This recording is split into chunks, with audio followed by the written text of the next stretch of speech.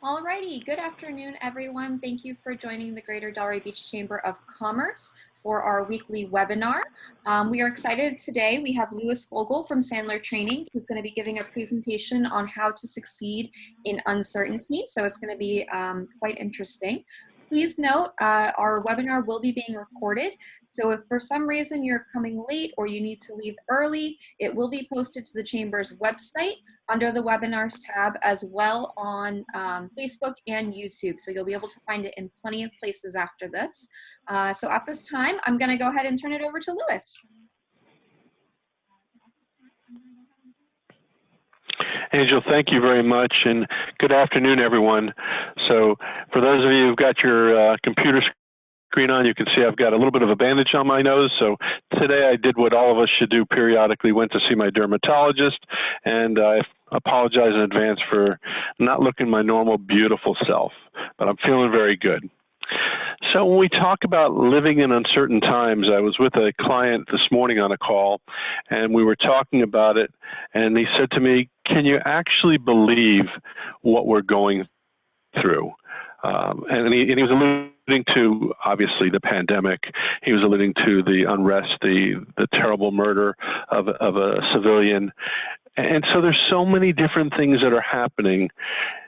I couldn't have made up any of these things and written a book because nobody would have believed it, because it's just unbelievable. So when we talk about living and succeeding in uncertainty, I think today's topic is timely. I'm going to ask you some questions and get to know a little bit about who you are and what you do. And so if you're familiar with Zoom, there's a chat box. And if you would just open up the chat box, let me take off the share screen for 1 second. And if you could just type in the chat box what your business name is or what you do for a living, that would be helpful to me. I'm assuming you're members of the Delray Beach Chamber of Commerce, so that we don't need to say, but just give me a sense in the chat box. In the bottom of the screen, typically it says chat. If you could chat in there the name of your company, that would be helpful. Hi, Lisa. Development with a nonprofit, great, thank you.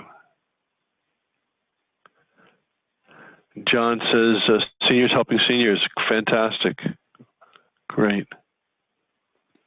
And the reason I ask this, I'm always curious who's on the call, and I always like to, if I can, to adapt or customize my presentation to you, my audience, to help make it as relevant as possible. Okay, I'll go back into the screen share.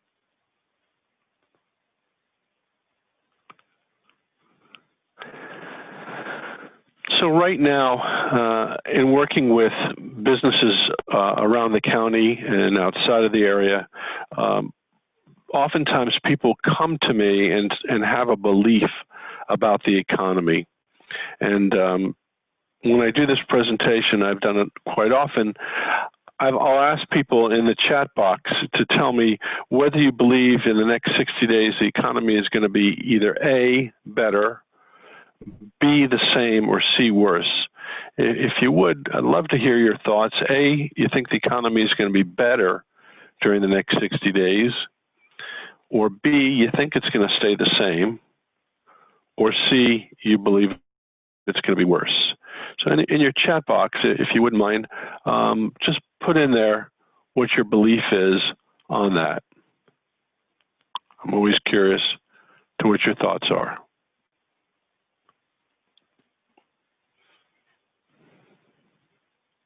Okay, so far we have the same, worse. B would be the same. Okay. All right, so when people share with me, and I appreciate you sharing that, all right, and you can keep your opinion to yourself as well. That's okay.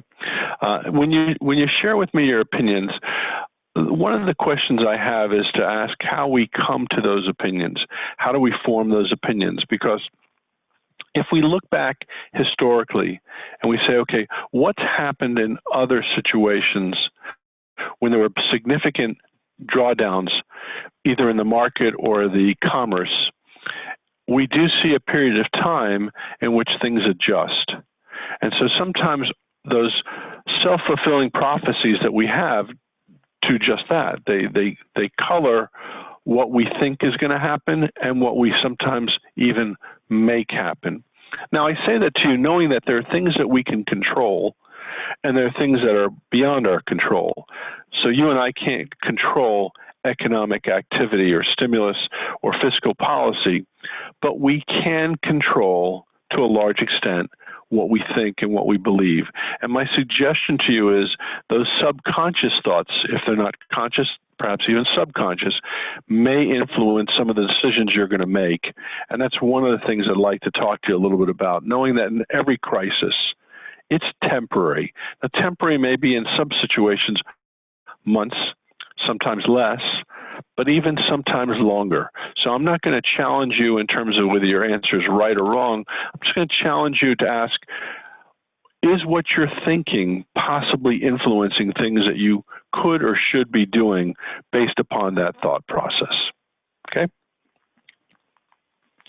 The next thing is around momentum and time management.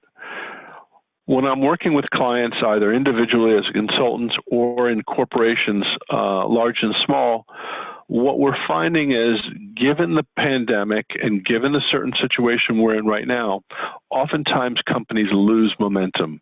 Individual performers can lose momentum. So they may go into, if you're not accustomed to working remotely, and many of us were not, into a situation where they become either hyperactive, and they don't know when to take a break.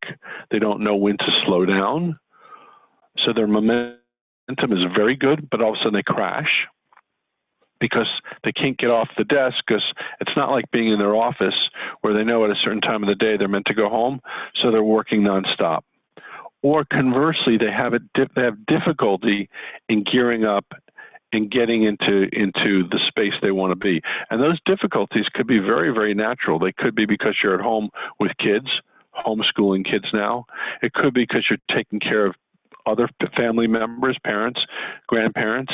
It could be a lot of things that are causing disruption or distraction that keep you from performing at your peak. And so one of the things that I ask people to do is to ask yourself, am I tracking? Am I keeping track of my time so I don't put in too much time, so that I give myself enough breaks, so that I can take advantage of some of the nice things about working from home and not take over advantage of working from home or be disadvantaged by working from home? I want to speak to you a little bit about crises, and we've been in this crisis now since, you could say it was March or April, whenever it was, but what do people typically do?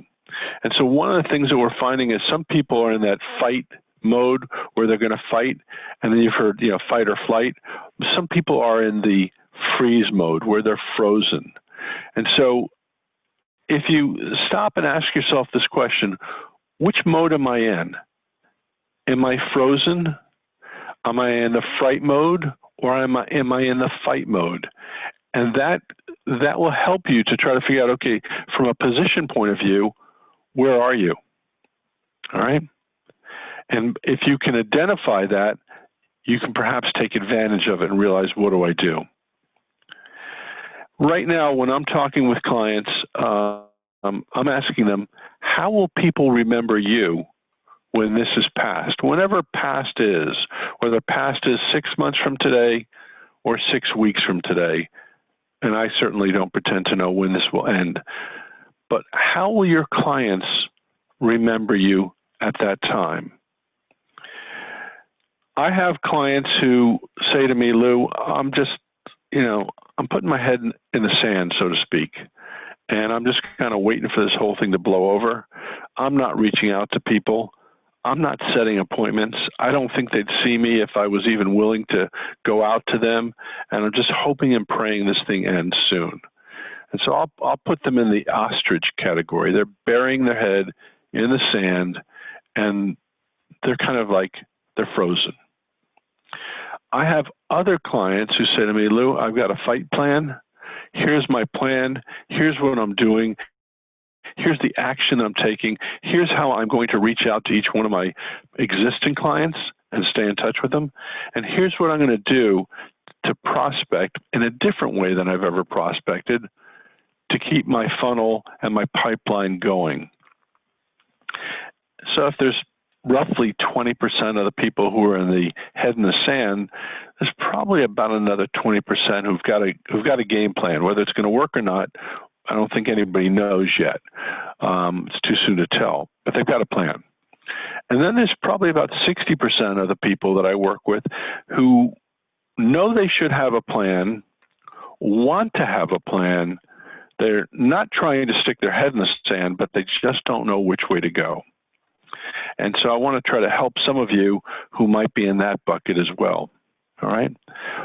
I'm going to suggest that right now is the time to formulate a plan that you might not have had prior to this. Not everybody has a plan, and so I'm going to suggest having a plan now makes more sense. So one of the things that we talk about is how do you create success? What does success look like? And our belief is success is made up of three major components. So when you look at this triangle in front of you, it's made up of what we call the BAT. What are the behaviors or actions that we should be taking now? What are the things that would be helpful that we should be doing? And for some of us, those actions are going to be, for example, setting appointments or Zoom calls or webinars with clients or webinars with prospects. That would be an example of a behavior. What are our attitudes? What are our beliefs, our philosophies about ourselves? And so that would really start with looking at yourself and saying, okay, from a holistic point of view, from a spirit, mind, and body perspective, where am I at? And when I say spirit, to some of you, it's going to say a church or a synagogue or a mosque. For others, it will say, you know, a yoga or a meditation. Whatever you define or however you define spirit, what's your spirit like now? Because if you're not in balance of spirit, mind, and body, you may not be as effective as you'd like to be. What's your viewpoint on the market you're in right now, your viewpoint on your organization? Those are all the types of things that will affect your attitude. And then, of course, you're going to want to have some techniques. As an example, one of the techniques I think you may want to begin talking to your people about, if you're training other people, you're helping other people, is give them an upfront contract of how they can speak with prospects in these uncertain times. And so it might sound something like this. If they're prospecting right now and they're making outbound calls, and I hope they will, they may want to do after their little brief introduction, well, let me just do it for you right now. Let me just tell you what it would sound like, so I'll play both sides of the call. So it'd be ring, ring, and somebody picks up, and I'll say something like this. Hey, this is Lou from Sandler. Don't know if my name rings any bells for you. And typically the person's going to say no, it doesn't. I say, listen, not a big deal. Didn't think it would. Let me take 30 seconds, tell you why I'm calling, and you can decide whether or not we should have a conversation. And right now people are saying to me, are you crazy? Are you calling people during a pandemic? And yeah, I am, because I'm really kind of curious.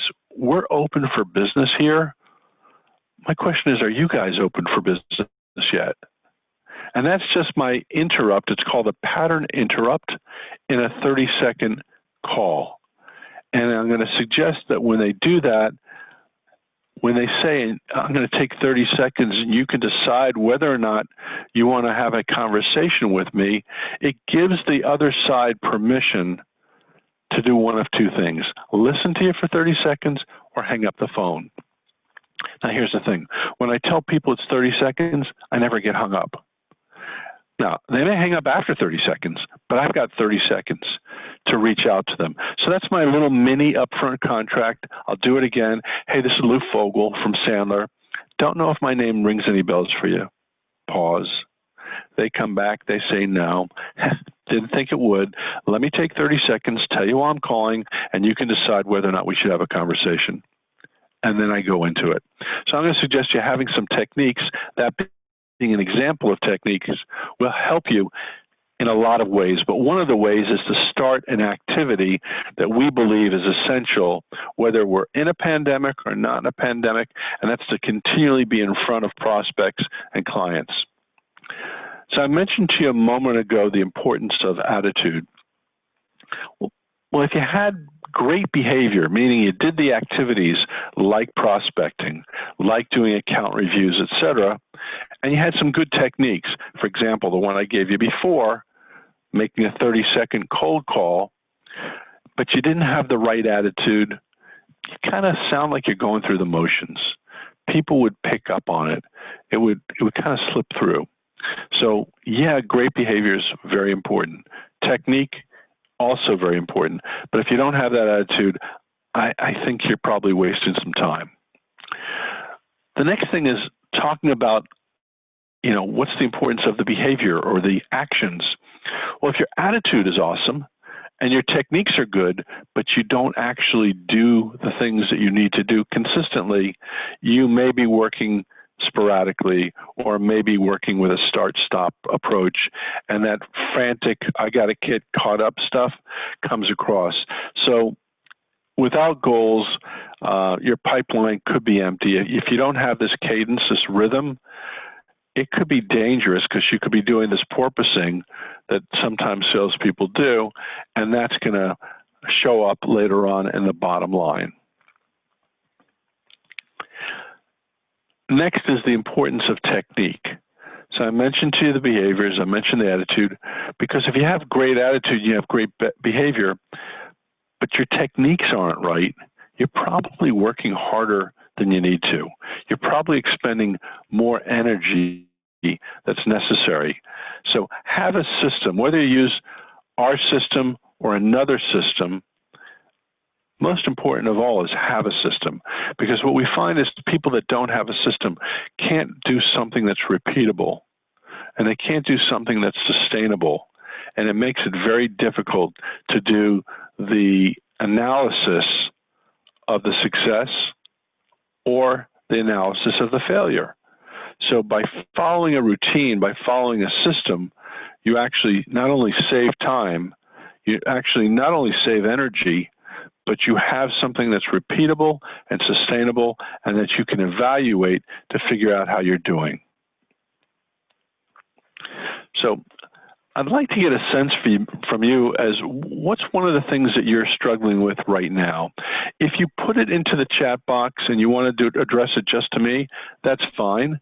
If you want to do it to everyone, that's okay as well. But I'd like you to think for a moment, what's one thing that you or your organization are struggling with right now? And again, if you put it out to everyone, I'll read it. If you just say it to me privately, I won't.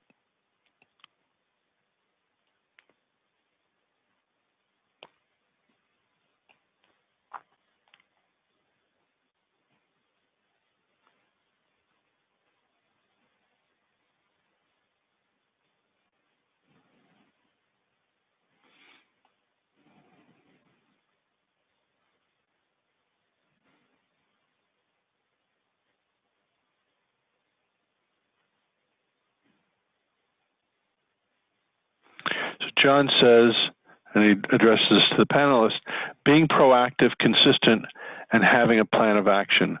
John, I'm getting a lot of that on the calls with my clients and people I'm speaking with. So you're definitely not alone with that. And being proactive and being consistent and having a plan of action is all very important. And I would suggest to you there are some steps that we can talk about. Worried about getting sick? Yeah, with a disease during this COVID period, absolutely. Getting back to normal, especially since normal means seems to ever be changing. Yes, it does. So let's just take a look at some of the things that we've talked about. So one of the things we talk about is being proactive and consistent and having a plan of action. So I suggest what you would want to have is, and this isn't just for John, this is for everyone, have a cookbook, have a recipe for success. So put down what those activities are and what the frequency should be. So for before this, in my cookbook, and I suspect in yours, we had going to networking events. like the Delray Beach Chamber of Commerce. And all of a sudden, those events aren't the same kind of events. So we have events, but they're not in-person events yet. So what am I doing to fill up my cookbook with things like that? So an activity that I step up would be my LinkedIn activity. So I might have been doing LinkedIn, 2 outreaches a week, and maybe I'm doing now 5 or 10 outreaches a week, or whatever the number it is that's appropriate for your business. If before I was calling clients on a once-a-month basis, I'm touching them more frequently because I'm not seeing them face-to-face. Or alternatively, what I may be doing is doing introductions, helping other people get to know my clients, my friends. And so I've put that into my cookbook on a consistent basis to make sure I'm doing that so that it generates activity that's productive activity. And my plan and my action goal is, it goes back to a previous slide, how are people going to remember you when this is all over? And my hope is people will remember that I gave back to the community, and that's part of my action plan, is to make sure I'm staying in front of people and helping them where I can. So for March, April, May, I did a ton of pro bono work, not a penny, but I really felt it was what I could do to help people, and I did it and happy that I could do it. So have an action plan. In terms of worried about getting sick with a disease during this COVID period, yeah, I think most of us are concerned about that, or concerned about getting somebody else we love sick. And so I'm going to suggest to you, each person's going to determine at what level their comfort is to getting in front of other people. But I'm asking people right now, are you comfortable working socially 6 feet apart? Or would you prefer we continue to work on a Zoom call? Because at this point in time, I'm getting a little more comfortable with a mask being in front of people, but I think that's an individual call. And I think that being smart is really important. I know that's for me, making smart decisions for my family and for myself. In terms of getting back to normal, since normal seems to be ever-changing, I think the easiest thing for us to do is to keep looking back at what normal was. And I read a book years ago, and for those of you who remember this movie, it was a book called Black Hawk Down. And it was about the pilot and co-pilot who, were in a helicopter, in a Black Hawk helicopter in Somalia, and they were shot down. And then one pilot survived, the other pilot did not. And the one pilot who survived decided to go visit the widow. I think it was the widow, it could have been his mother, of his co-pilot. And he was, as you can imagine, torn up by what had happened, physically and mentally. And she said something, and he wrote about it in the book, I've never forgotten it. And she said to this young pilot, it's okay to glance in the rear view mirror of life. It's okay to glance in the rear view mirror of life, but it's not okay to stare. And my takeaway from that is we could keep looking back and saying what was back in January or February. It's not going to get us to where we need to go. We can glance and we have to say, okay, let's pivot. What do we need to adjust? And let's take smaller time elements. Instead of planning out 2021, 2022, thinking we're in a pandemic, let's just focus on smaller segments of time. And whether that smaller segment of a time for you is a quarter or a month, I'll leave it up to you to judge. But I'm going to suggest shorten the time periods that your planning is in, and you may find that's helpful. Part of what I'm going to ask you to think about is, how do you feel about yourself right now? How do you feel about your personal presence? How do you feel about prospecting? What's your thought when you're thinking about your pipeline? And so let's take that. I was talking to a fellow in Michigan yesterday, and they still haven't opened up for haircuts. Another one, I was just on a call this morning from Santa Monica, and they're not open for haircuts yet. And so he's saying, I kind of feel strange because I don't look like myself. What whatever you can do to help yourself feel better about how you look, my suggestion is that will affect some people more than others. So if personal presence for you means, hey, you know what, I'm going to get dressed as if I'm going out today, that may help you. Or if you're putting on makeup, that may help you. Or whatever it does to help you make you feel better about your personal presence, highly suggest you focus on that a little bit. I mentioned to you earlier on the prospecting. Right now is the time to prospect. Why does Lewis say it's the time to prospect? Because many of your competitors are not, but some of your competitors are. And can you afford to lose opportunities to other people who are prospecting? How you prospect should be different today than before, but I'm a big believer that you should continue to prospect. And when you examine your pipeline, if you're like most of my clients, you're forecasting what revenue will look like. And if you're not keeping up with it, you should reforecast because the revenue numbers have changed. And I think you need to be realistic in terms of keeping your financial house in order is important as well. On the performance topic, I would suggest to you, if you have employees that are working with you, checking in with them is okay, just not constantly. So some of my clients are doing early morning huddles to talk about what's going to be accomplished today, and end of the day huddles. They're not hour-long meetings, they're huddles. So if you want to help increase your own performance, if you're working on by yourself, create your own huddle in the morning. Look at what you accomplished yesterday, if you want, in the morning or at the end of the day. And then do the same thing each day. Review your performance. And then look at and say, okay, what are the potentials to create a profit? What do I need to do to adjust my business to create profit potentials? And for each person, it's going to be different. So I started the call by talking about attitude. And so one of the things I'm going to suggest you to do is ask yourself, what are your beliefs? What's going through your head? What are the things that you believe are going to happen that are either positive or negative?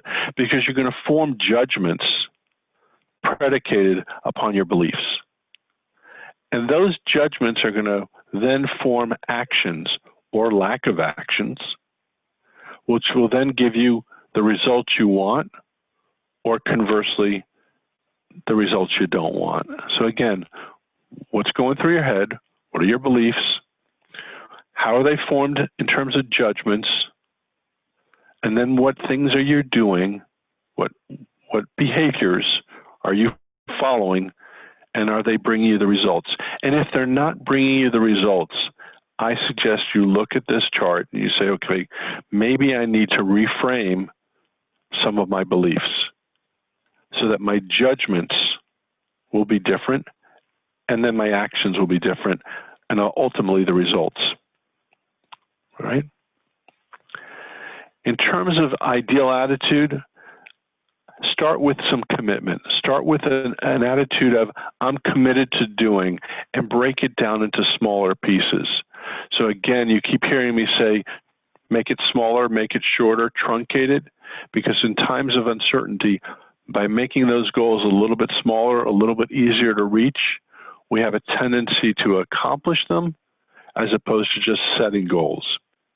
And then write down what are the things you desire, what are the things you want, what's your outlook, and then the last part is, what responsibilities are you prepared to take? What do you own? Because you can only own what you can control. Because if you can't control it, how can you be responsible for it? My question is, has your selling behavior changed as a result of COVID-19? And the answer is, for many of us, it has. And if you're not right now focused on making some changes that will drive some business, this would be a perfect time to sit down and write down a list of things that you want to accomplish and then say, okay, what do I need to do to change it? And so I'll give you an example. All of my classes, and I shouldn't say all, most of my classes were done in class. So I either went to the client's office or they came to my classroom. Well, you all know that's changed, so it's 100% virtual. So my behaviors have had to change as a result of COVID-19. And my time management has changed. And so if you're going to look at COVID-19 as a negative, you may find it's turned into a positive that allows you to do some things that you wouldn't have done before. So revising your selling behaviors and just taking a pause for a moment is okay. So we know the networking events that we talked about before, the in-person calls and the travel and the event marketing and the luncheon meetings.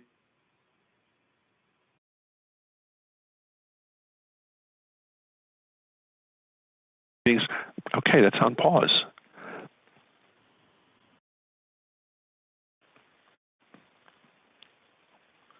I mentioned to you earlier the piece around spirit, mind, and body.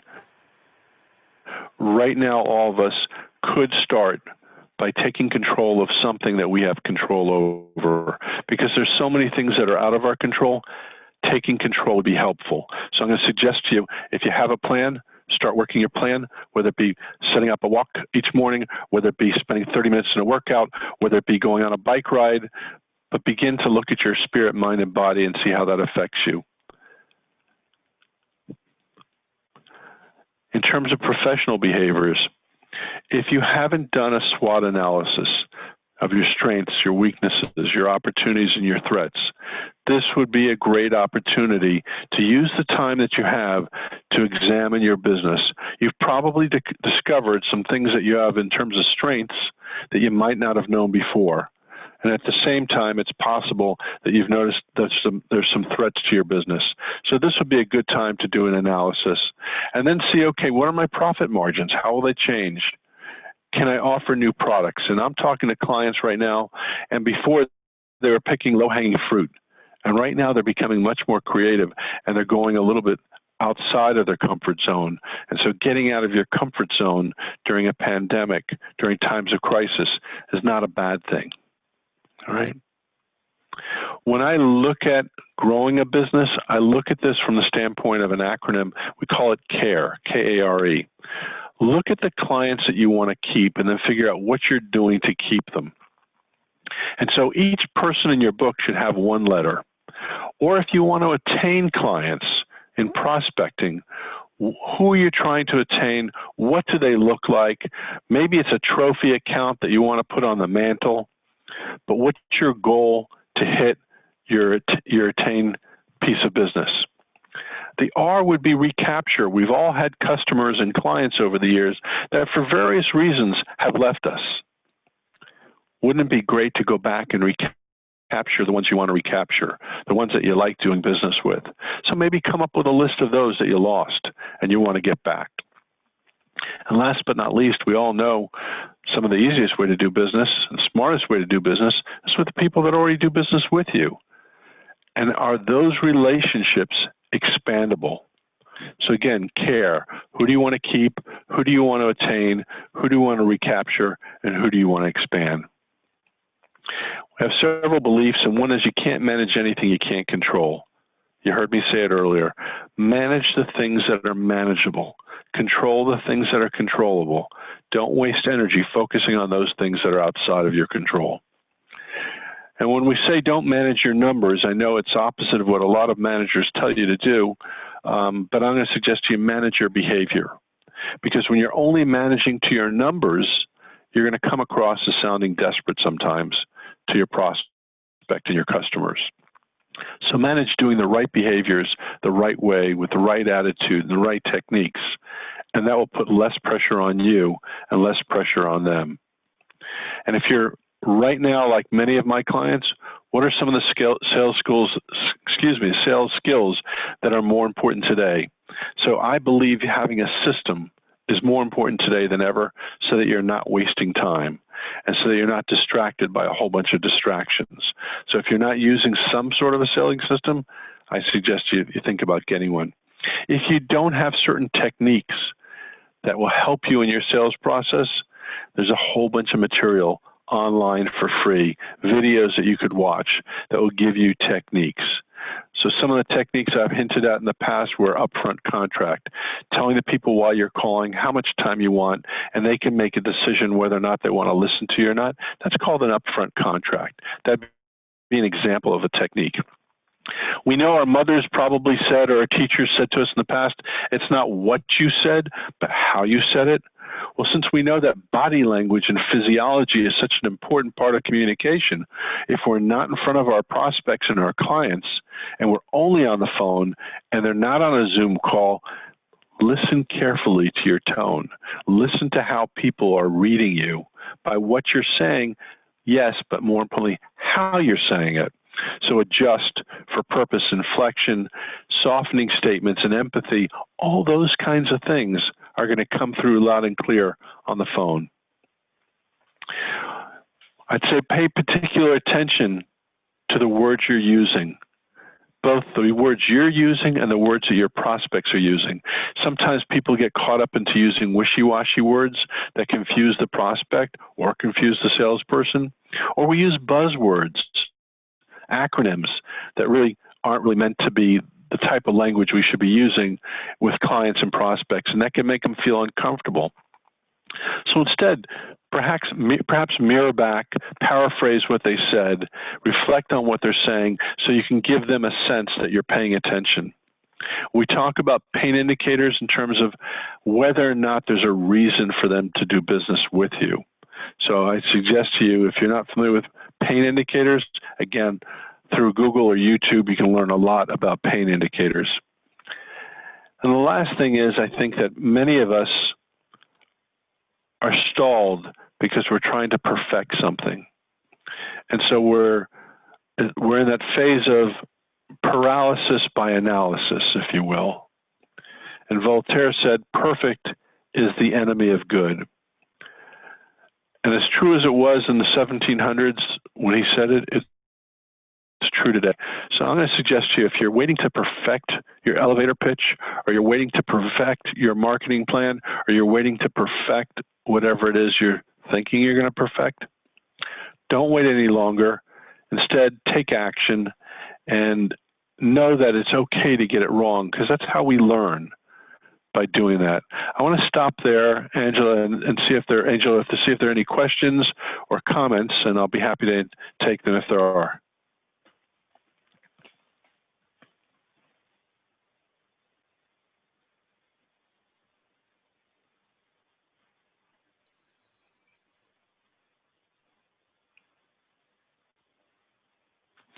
Hearing none. All right, everyone, this is your chance. If you have a couple of questions, we're going to give you a minute or two, because I know sometimes it takes us a bit to write them out.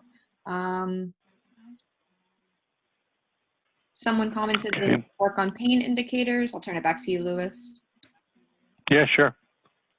So I'm reading through them also.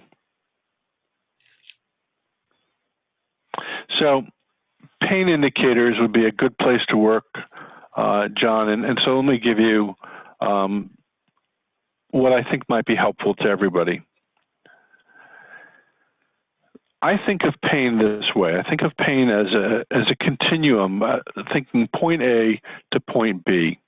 So wherever the prospect is on point A and they're trying to get to point B, in between is a gap. Now, sometimes the gap is small and sometimes the gap is wide. And a pain indicator will be something like, on a scale of 1 to 10, 1 being very low, 10 being very high, how important is this to you to fix? That'd be an example of a pain indicator. When somebody says to me, well, it's probably a solid 6, that means it's not that important. And I'm not going to work on things with people that aren't really important to them.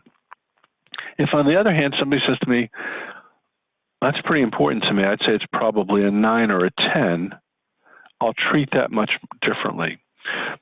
So a 9 or a 10 is somebody who's got a serious problem, but I'll ask questions around pain indicator that might be, tell me more, how long has that been a problem? Because I want to learn more from them about what the issues are. Or what have you tried to do in the past to fix it? Or has that worked?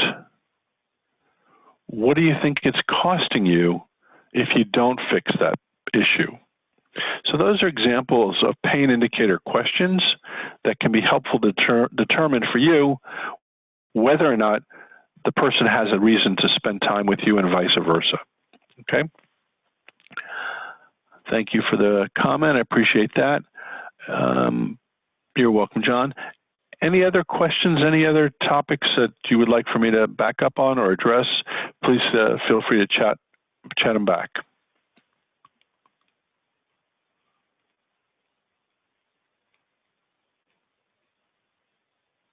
Okay. I want to thank you for your time. I appreciate you joining me today. And as I like to say, I wish you all good selling and stay healthy. Wonderful. Thank you so much, Louis. We really appreciate you taking the time to speak today. Please join us next week for our weekly webinar on Tuesday at 12:30. The topic will be financial recovery, and it's going to be presented by KBK Wealth Management. Again, as far as today's webinar, you can find it on the Chamber's website underneath the webinars tab, on Facebook, and on YouTube if you'd like to share it with any of your colleagues. So thank you again, and have a great day, everybody.